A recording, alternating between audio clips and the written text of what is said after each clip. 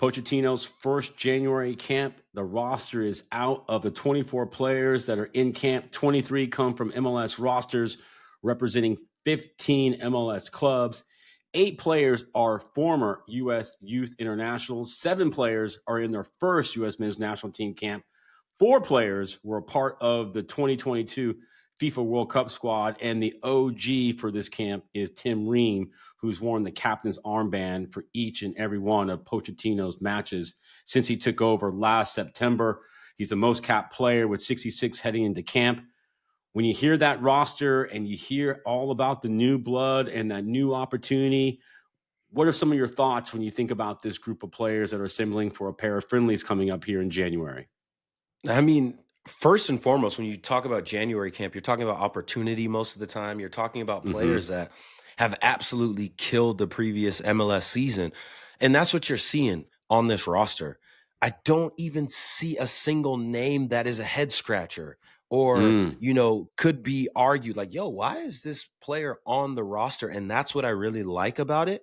And you see some players that are, really getting rewarded. It shows that Pochettino and the U.S. Federation are really paying attention to what MLS players are doing. And again, that's what January camp is normally about. First and foremost, before I dive into some of my other favorites on the roster, I want to give a shout out to the homie Walker Zimmerman for getting called back into camp.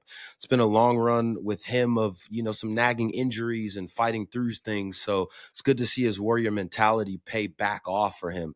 I'm really happy and excited about the fact that Patrick Agyemang got his first call up under Pochettino. This is a kid who's an absolute baller. George Campbell is one that really came to life in Montreal. Had an amazing. We saw him a couple weeks ago in Miami. He looks great. He's doing great. Yeah, he looks great. He's ready for the challenge of getting called in, but also to double down on an amazing 2024 and re-up that in 25. And then y'all know me. I'm from Davis, California, where most people don't really talk about Davis, California. Except for people from Davis. Exactly. And most people don't really know that Davis is the definition of a footballing city. And for that, I got to give a huge shout out to Max Arfsten, a UC Davis former player who played under an amazing program there where Dwayne Schaefer has been doing amazing things for multiple decades on end. So it's a huge, accomplishment for the city of Davis, the UC Davis program, and of course, a huge accomplishment for the Columbus Crew, but most importantly, a huge accomplishment for Max Arfsten for getting his first call up under Pochettino. Drake Callender back in the mix. You would like to think with this group of Freese, Schulte, and Steffen that it might be more of a game of ruling yourself out in terms of being in the mix for 2026. If you look at the opportunities that Drake, Matt, Patrick, and Zack have, clearly we know Matt Taylor is going to be in the mix, and we feel like out of this group could become the number 2 or number 3. So it'll be interesting to see how that shakes out. You mentioned the homie Walker Zimmerman.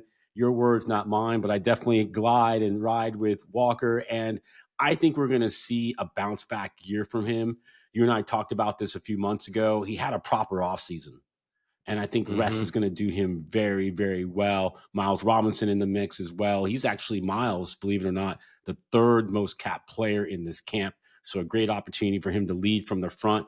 But I got to shout out a couple things. First, you talk about opportunity. The forwards, only Jesus Ferreira and Brian White, who has 1 cap, have been capped. So plenty of opportunities for Patrick, Caden Clark, Brian Gutierrez, Matko, Indiana, and Brian, as I just mentioned. But how about the homie, friend of the New Ground show, Emeka Eneli, most likely in frame to be the captain for RSL this year. He gets the call up. So excited for him. I guess goosebumps thinking about it. You talk about the pathway. We had him on the show earlier in the year. Congratulations to Emeka on the first of what we hope to be many, many call-ups. Completely well-deserved. He completely blossomed in 2024. And, he's a player that really exemplifies putting one foot in front of the other, being a professional, believing in yourself, playing within the system that your club plays. And of course, since he plays the same position as his manager in Pablo Mastroeni, he has been able to learn probably at a faster and a higher clip than other players, because when you play the same position as your manager, they can give you those little tidbits, those nuggets that really take your game from all right to dope to bomb to great to amazing. So I'm really, really excited to see what he continues to do with these opportunities that are very difficult to obtain. So shout out to the homie for earning his first call up, and well deserved. And you know what's going to help him out too? He can also play right back. I think that versatility, when you start splitting hairs at the end of the roster, I look for that to be something that could be a point of differentiation for Emeka. But congratulations to those 24 players. Matches against Venezuela and Costa Rica coming up.